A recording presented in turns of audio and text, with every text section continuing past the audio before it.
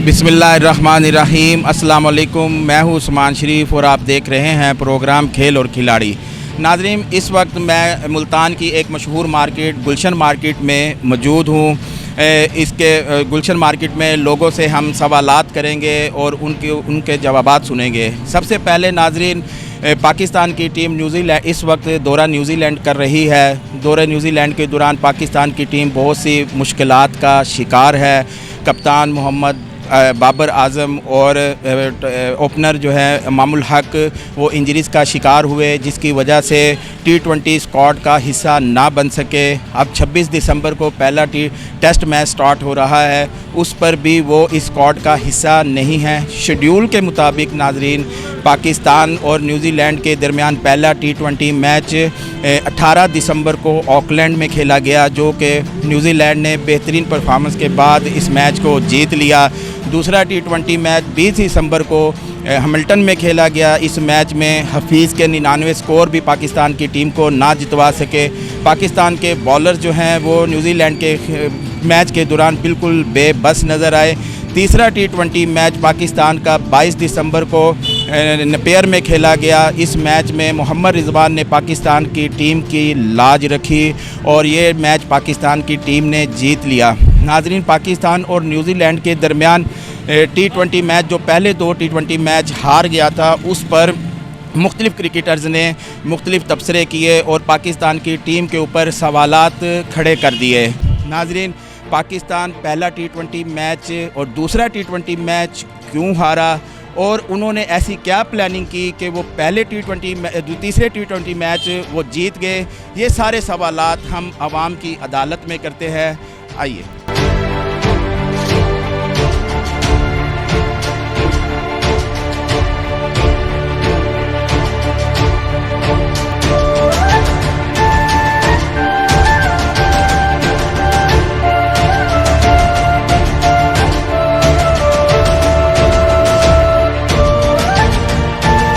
अस्सलाम वालेकुम। वालेकुम अस्सलाम। जी भाई, आपका क्या नाम है? मेरा नाम है जाज भाई, आपने कैसे हैं? अल्लाह का शुक्र। आपने T20 मैच देखे तीनों जो पाकिस्तान और न्यूज़ीलैंड के दरमियान में हुए? जी जी। तो पहले पाकिस्तान T20 मैच 2 हार गया और फिर उन्होंने एक मैच जीते और क्लीन स्वीप से बच गए। तो जो पहले 2 मैच वो हारे, उनकी क्या वजूहात थी कि वो मैच हारे? बाबर आजम की जो है वो कमी महसूस की गई उसमें, और देखा जाए तो कुछ सेलेक्टर और चीफ सेलेक्टर वगैरह जो मतलब जो बॉडी है उसकी भी कुछ खामियां हैं बहुत सारी, ठीक है ना। कप्तान का चेंज होना, उसकी मिस प्लानिंग जो है ना वो है, उस इन तमाम चीज़ों का जो है ना खमियाजा पाकिस्तान को भुगतना पड़ा। जो पाकिस्तान के लिए मुश्किलात खड़ी हुई है वो मिस मैनेजमेंट की वजह से हुई है। मतलब आपका कहने का मकसद ये है कि पाकिस्तान जब यहाँ से न्यूज़ीलैंड के लिए रवाना हुई तो बाबर आजम थे कप्तान, उसके बाद वो इंजर्ड हुए, जिसकी वजह से उनकी जगह पे T20 मैच पे शादाब खान को बनाया गया कप्तान। अब जो टेस्ट मैच स्टार्ट हो रहा है वहाँ पर मोहम्मद रिजवान है कप्तान। तो आपका कहने का मकसद ये है कि ये कप्तान की चेंज होने की वजह से पाकिस्तान की जो है परफॉर्मेंस जो है वो थोड़ी लो हो गई। जाहिर सी बात है कि ना तजर्बेकारी की वजह से अभी इन्होंने लोगों ने अभी डेब्यू किए हैं या कुछ थोड़ा अर्सा पाकिस्तान के लिए खेले हैं। जिस तरह हफीज़ खेल रहा है उसे तीनों फॉर्मेट में खेलना चाहिए, वनडे में भी, टेस्ट में भी और T20 में भी, क्योंकि सीनियर है। सीनियर होने के नाते उसका खेलना, उसका टीम में रहना वो बहुत बेहतर है। बाकी तमाम लोग पीछे पड़े होते हैं कि हफीज़ को निकाल दें, सीनियर है, लेकिन वो अच्छा परफॉर्म कर रहा है जूनियर से भी और जो साथी खिलाड़ी हैं उनसे भी। लेकिन भाई, पहला जो T20 मैच ऑकलैंड में हुआ था उसमें हफीज़ बड़ी गैर जिम्मेदारी से वो आउट हुए। पहली बॉल पे वो कैच आउट हो गए। अगर देखा जाए तो उन्होंने बहुत गैर जिम्मेदारी का सबूत दिया था। तो उसके बाद तो बिल्कुल उम्मीद ख़त्म हो गई थी कि आगे ये 2 मैच में अच्छा परफॉर्म करेंगे या नहीं। लेकिन उन्होंने दूसरे T20 मैच में 99 स्कोर बनाया और आखिरी T20 मैच में उन्होंने 41 स्कोर बनाया। तो आप क्या समझते हैं कि हफीज़ की परफॉर्मेंस ओवरऑल कैसी रही? हफीज़ की परफॉर्मेंस अच्छी है, सीनियर खिलाड़ी है, तजर्बेकार खिलाड़ी है, और एक मैच में फ्लॉप हो जाने का मकसद ये नहीं है कि उसे टीम से निकाल दिया जाए। अगर टीम से निकालने में परफॉर्मेंस देखा जाए तो बहुत सारी टीम ऐसी है, बहुत सारी टीम में ऐसे खिलाड़ी हैं जो कोई परफॉर्मेंस नहीं देते, उसके बावजूद वो टीम का हिस्सा हैं, ठीक है। तो इसी तरह मैं समझता हूँ कि हफीज़ का होना बहुत ज़रूरी है। सीनियर है, बाकी तमाम जूनियर हैं। इमामुल हक है, वो भी अच्छा लड़का है, बाबर आजम है, अच्छा लड़का है, रिजवान भी अच्छा है, इसी तरह शादाब भी अच्छा है, लेकिन कुछ थोड़ा सा ना तजर्बेकारी की वजह से मामलात ख़राब होते हैं। अगर सीनियर को साथ लेके चलें, अब शुएब मलिक है, हफीज़ है, ये दोनों सीनियर है, इनको मोस्ट जो है ना सीनियरों को तमाम फॉर्मेट में होना चाहिए। नहीं, पहले जो इंजरी हुई बाबर आजम की, जो पहली इंजरी हुई प्रैक्टिस सेशन के दौरान, तो अपना मिसबुल हक जो चीफ सेलेक्टर है पाकिस्तान की टीम के, उन्होंने कहा कि हम जी अपनी टीम का माइंड सेट कर रहे हैं। तो ये कैसा माइंड सेट किया उन्होंने कि पाकिस्तान जो है वो 2 मैच हार गया? माइंड सेट करने के लिए कोई जिम्बाब्वे की टीम तो सामने थी नहीं, ठीक है। एक तजर्बेकार मंझी हुई टीम, न्यूजीलैंड की टीम जो इंटरनेशनल मेयार की टीम है, वो उसके सामने थी, और वो जनाब अल्लाह उसमें माइंड सेट करने के लिए जा रहे हैं। तजर्बात के लिए बहुत सारी हल्की टीमें होती हैं जहां बंदा उनके साथ ग्रूम करता है, लड़कों को माइंड सेट करता है। इसका मतलब ये तो नहीं ना कि अच्छी टॉप की टीम के साथ आप जाके ना लड़कों को तजर्बे में डाल दें। तो इसका मतलब है लड़कों के फ्यूचर के साथ खेलने वाली बात है, वो खिलवाड़ करने वाली बात है फ्यूचर के साथ। और शादाब खान का एक बयान आया था, उन्होंने कहा कि जी बाबर आजम की गैर मौजूदगी में मैं जो हूँ बाबर आजम की तरह एक जारहाना बैटिंग का आदी हूँ और कप्तानी का आदी हूँ। तो आई थिंक मुझे तो कोई ऐसी चीज़ नज़र नहीं आई इन पिछले 2 मैचेस में जो हारे हैं। मैं ये समझता हूँ कि अगर ये कप्तानी के चक्कर में पड़ गए लड़के, तो ये अपनी गेम से भी जाते रहेंगे। इनको अपनी गेम पे फोकस करना चाहिए, ना कि कप्तानी के झंझट में पड़े, ठीक है।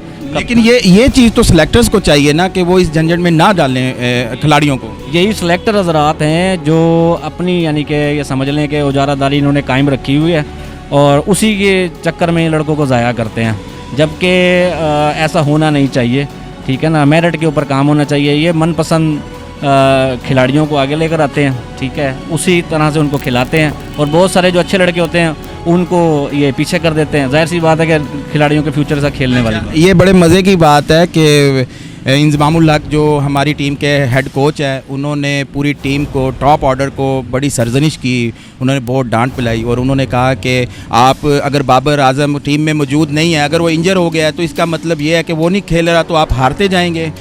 ऐसा ही है कि यहाँ हमारे यहाँ तो ऐसा ही एक चला हुआ है, एक ही के कंधे पे रख के बंदूक चलाई जाती है, ठीक है ना। हर बंदा इनफरादी तौर पे अगर सोचेगा तो टीम आगे जाएगी, बेहतर खेलेगी।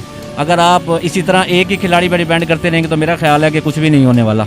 अच्छा, अब आप क्या समझते हैं कि अब क्लीन स्वीप तो पाकिस्तान बच गया, लेकिन अब आगे टेस्ट मैच हैं, तो उसमें पाकिस्तान क्या करेगा? मिसबुल हक ने कहा कि मेरे खिलाड़ी तैयार हैं लंबे खेल के लिए, तो ये कैसे तैयार हैं आप बताएंगे मुझे थोड़ा? खेल खेलना वो तो जाहिर सी बात है कि मेहनत के साथ ही है, वो तो जो अच्छा खेलेगा वो जाहिर बात है नज़र आएगा, ठीक है। बाकी लफ्ज़ों से बातें बनाने से तो कुछ नहीं होता, खेलने से सब कुछ होता है। मौज में है दरिया, बैरून दरिया कुछ नहीं। जी अस्सलाम वालेकुम। वालेकुम सलाम। ये आपका नाम? जी मैं मोहम्मद नासिर बात कर रहा हूँ। अच्छा नासिर भाई, अभी जो पाकिस्तान ने T20 मैच सीरीज़ ख़त्म हुई है पाकिस्तान की, तो उसमें पाकिस्तान क्लीन स्वीप से एक तो बच गया, आखिरी उसने T20 मैच जीता, लेकिन पहले 2 T20 मैच हार गया था। तो उनके हारने की क्या वजह है? सबसे पहली वजह तो पाकिस्तान टीम पर प्रेशर आ गया बाबर आजम की नामौजूद की वजह से। पाकिस्तान टीम पहले प्रेशर के शिकार हो गई, लेकिन शादाब खान ने अभी दफ़ा उनके चांस था, लेकिन टीम कम्बिनेशन वो सही नहीं कर पाएंगे। हमारी बैटिंग बॉलिंग दोनों वीक हैं। ये जो कम्बिनेशन है, वहाब रियाज अब काफ़ी एज हो गए, इनको रेस्ट कराए। उनका मुझे एक ओवर याद है जो उन्होंने शेन वाटसन को कराया था, उसके अलावा इनकी बॉलिंग बिल्कुल ज़ीरो है। लेकिन वो शादाब खान ने कहा कि मैं आदी हूँ, जिस तरह बाबर आजम जो है जारहाना कप्तानी करते हैं, मैं भी वैसे ही कप्तान बन के दिखाऊँगा। तो क्या वो इस अपना पूरा कर सके हैं अपने इस बात की? देखिए जी, कोई भी पाकिस्तान टीम का कैप्टन बनना है ना, पहली दफ़ा उसकी परफॉर्मेंस नहीं होती है, ऐसे ऐसा वो ग्रूम करता है, टीम को साथ लेकर चलता है, कम्बिनेशन बनता है। पहला मैच है, इंशाल्लाह उम्मीद है कि शादाब खान नेक्स्ट तो कप्तान बाबर आजम ही अभी करेंगे ना, लेकिन शादाब खान कोशिश करें कि तीसरा मैच जीत जाएँ ताकि टीम का कम्बिनेशन। तीसरा मैच वो जीत गए हैं, क्लीन स्वीप से बच गया। अगर ये तीसरा T20 भी हार जाते तो क्लीन स्वीप न्यूजीलैंड कर देती, लेकिन वो बच गए हैं, अच्छा खेले। तो अब आगे टेस्ट मैच स्टार्ट हो रहा है 26 दिसंबर से, तो आपकी क्या कहते हैं उसके बारे में? आपकी टीम का कम्बिनेशन कैसा होना चाहिए? टीम में मेरे ख्याल में रिजवान साहब क़यादत करेंगे, रिजवान कप्तानी करेंगे। टीम का कम्बिनेशन बिल्कुल बेहतर से बेहतर होना चाहिए, लेकिन फ़िलहाल मुझे T20 जो कारकर्दगी है ना, मैं उससे सेटिस्फाई नहीं हूँ as a human, as a Pakistani.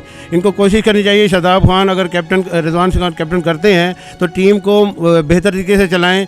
इनको बॉलिंग बैटिंग में चेंजिंग करनी चाहिए, फ़ौरन एक के बाद नेक्स्ट जो बॉलर बैटर नहीं मार खा रहा है तो नेक्स्ट चेंज को करके कुछ स्पिनर को लाएं, फास्ट बॉलर को, टीम कम्बिनेशन को। अल्लाह करेगा, उम्मीद है टेस्ट टीम में पाकिस्तान कामयाबी हासिल करेगा, हम तो दुआ कर सकते हैं। इंशाल्लाह उम्मीद है कि बेहतर करके दिखाएगा। सर मोहम्मद हफीज़ का एक निक नेम है, वो आप मुझे बताएंगे? नहीं, मैंने निक नेम कभी अभी आप उसके फ़ैन हैं ना, आप बताएं। मैं मोहम्मद हफीज़ का फ़ैन हूँ। हफीज़ मैं एज ए हफीज़ ही जानता हूँ, उनको वैसे प्रोफेसर कहते हैं, मुझे याद आ गया। और प्रोफेसर साहब, यू आर ग्रेट बैट्समैन। इंशाल्लाह आप पाकिस्तान टीम को टेस्ट टीम में भी अच्छी परफॉर्मेंस के साथ अपना शॉट्स दिखाएंगे। Thank you, good luck Hafeez. फिर थैंक यू पाकिस्तान। मुझे ये बताएं कि पाकिस्तान की टीम जो है अब 26 दिसंबर से उनका एक टेस्ट, 2 टेस्ट स्टार्ट हो रहे हैं। पहला टेस्ट है 26 दिसंबर में, तो आप क्या समझते हैं वो 26 दिसंबर वाले टेस्ट सीरीज़ में वो टेस्ट सीरीज़ को जीतेंगे? इंशाल्लाह हम दुआएं तो कर सकते हैं, लेकिन अब ये कारकर्दगी पे डिपेंड करता है कि वो कैसे करते हैं। लेकिन T20 में तो इन्होंने चलो वाइट वॉश नहीं हुए, चलो लास्ट मैच जीत गए। अभी इनकी कारकर्दगी पे अगर ये मेहनत करते हैं तो इंशाल्लाह जीतेंगे। ये मेहनत पे डिपेंड करता है। अगर अच्छा, नहीं आपने T20 मैच तीनों देखे थे? हाँ जी, देखे थे, तीनों देखे थे। लास्ट में थोड़ा मिस हो गया था, वो ज़रा। जो जीता वो आपने मिस कर दिया? हाँ जी, वो मिस कर दिया। बहुत शुक्रिया। अस्सलाम वालेकुम। वालेकुम अस्सलाम। क्या हाल है भाई? अल्लाह का शुक्र, आप ठीक हैं? आपका क्या नाम है? ज़ैनुल आबदीन। अच्छा जैन भाई, पिछली मरतबा भी हम यहाँ पर आए थे और आपसे हमने PSL के बारे में बात की। आप बड़े मतलब जज्बाती थे उस वक्त भी। तो अब जो पाकिस्तान की टीम न्यूजीलैंड से T20 मैच हार गई है और क्लीन स्वीप से बच गई, तो आप उसके बारे में क्या कहेंगे?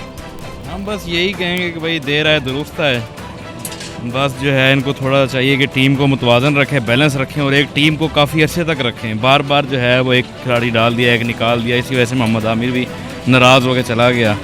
और भी आपके बहुत से सीनियर लोग हैं जो नाराज़ हुए हैं। तो इनको चाहिए कि एक मुस्तकिलपन लाएँ टीम में, टेम्परेरी टीम्स ना बनाएं, परमानेंट टीम बनाएं एक, और उसी को लेकर चलें हर फॉर्मेट में। तो इंशाल्लाह जो है वो फिर आप देखेंगे जिस तरह इंडिया की और बाकी वाली टीम है। आपने तो वही बात कर दी ना, जैसे अब कप्तान चेंज हो रहे हैं, टेस्ट का मोहम्मद रिजवान, शादाब खान जो है वो T20 का, मोहम्मद बाबर जो है वो कौमी टीम के। तो जब तक ये सियासत नहीं निकलेगी टीम में से तो ये ऐसे ही सियासत चलती रहेगी। हर किसी को खुश करने वाली जो है पॉलिसी इसने टीम का और हमारे मुल्क दोनों का बेड़ा गर्क कर दिया है। नहीं, मुझे आप ये बताएं कि अपना चीफ सेलेक्टर जो है मिसबुल हक, उन्होंने कहा कि जी मैं टीम का एक माइंड सेट कर रहा हूँ। मैच स्टार्ट होने से पहले तो ऐसा माइंड सेट था कि पाकिस्तान की टीम 2 मैच हार गई।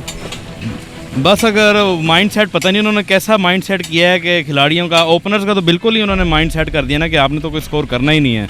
सारा जो है वो यहाँ हफीज़ करेगा, यहाँ रिजवान करेगा, यहाँ इफ्तिखार छक्का लगा के मैच जितवाएगा। ओपनर तो समझ नहीं आ रहा ये क्यों जो है ओपनर को इन्होंने ऐसे रखा हुआ है। ओपनर के ऊपर कोई इनका वो कंट्रोल नहीं है। वो आते हैं बस 20-30 बॉलिंग खेल के 10-15 स्कोर करके चले जाते हैं। वो मिसबुल हक ने कहा एक बयान में कि जी हमारी जो टीम है वो लंबे खेल के लिए रेडी है और हम लंबा खेल खेल सकते हैं, उसमें शानदार जो है ना हम खेल का पेश करेंगे खेल को। तो आप बताएं, ऐसा है, ऐसा मुमकिन है? उम्मीद की जा सकती है अगर आपके कोई भी 3 या 4 बैट्समैन अगर पिच पे टिक जाते हैं तो 300 प्लस का हम कर सकते हैं कि शायद हो सके स्कोर। पर इनिंग इन्हें 300 प्लस स्कोर करना होगा, फिर ये टेस्ट में जान डाल सकते हैं, नहीं तो फिर वो इंडिया वाला हाल हो जाएगा इनके साथ। चलें, बहुत शुक्रिया जैन भाई, थैंक यू जी। अस्सलाम वालेकुम। सर कैसे हैं आप? अल्लाह का करम। आप? क्या नाम है सर आपका? वकार। वकार भाई, अभी पाकिस्तान की जो टीम है वो न्यूजीलैंड के दौरे पर है और T20 जो है वो उन्होंने मैच हार गए 2 और 1 जीते, तो मुश्किल से वो क्लीन स्वीप से भी बच गए। तो आप क्या कहेंगे इसके मतलब? सर बिल्कुल बात यही है कि जो एक कुछ हमारी इसमें जो है फैसले हैं मैनेजमेंट के।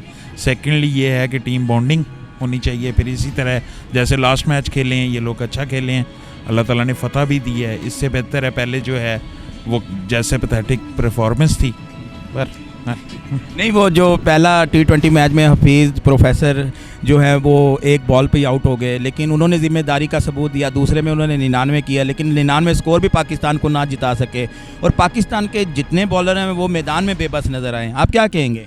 यार ये ज़रूरी नहीं कि एक ही बंदा जो है वो सेंचुरीज़ करे, 99 करे तो फिर टीम मैच जीते। अगर ये सारे मिल मिला के एक टीम बॉन्डिंग हो, हर बंदा अपने हिस्से के 20-30 बनाता रहे तो हमें कोई परेशानी कभी होगी नहीं। मतलब कम के सर पे अगर हम रखते हैं तो फिर ऐसे ही होता है। जिस तरह वो उन्होंने बाबर आजम के सर पे रखा हुआ था और अपना मिसबुल हक ने भी इस पर बयान दिया और हमारे हेड कोच जो है इंजमामुल हक उन्होंने कहा कि जी बाबर आजम नहीं होगा तो आप पाकिस्तान की टीम को कहा कि आप मैच नहीं जीतोगे। ऐसे ही है ना, क्योंकि ये इंडिविजुअल रिस्पॉन्सिबिलिटी नहीं है। हम लोग एक बंदे के सर पे रख के कहते हैं जी बस बरी जमा हो गए। कोई इंडिविजुअल रिस्पॉन्सिबिलिटी हर बंदा ले, देन फिर हम लोग उस पर जो है कोई भी जितना भी टारगेट हो चेज़ हो जाता है, कोई इशू नहीं है इस पर। आगे अब टेस्ट मैच स्टार्ट हो रहा है 26 को, तो आप क्या कहते हैं इसके मतलब? होप सो बेस्ट क्या होता है। चलिए बहुत बहुत शुक्रिया सर, थैंक यू। तो जी नाजरीन, इस वक्त हम आवाम की अदालत में थे। हमने मुख्तलिफ़ लोगों से सवालात किए और मुख्तलिफ़ लोगों ने मुख्तलिफ़ जवाबात दिए, लेकिन हम देखें ओवरऑल तो सब लोग पाकिस्तान की परफॉर्मेंस से मायूस लगे और उन्होंने नेक दुआएं दी ताकि पाकिस्तान की टीम जो है वो एक सीरीज़ तो कम से कम बराबर करके आवाम को तोहफ़ा दे। अगले प्रोग्राम के लिए अपने होस्ट उस्मान शरीफ को इजाज़त दीजिए। पाकिस्तान जिंदाबाद।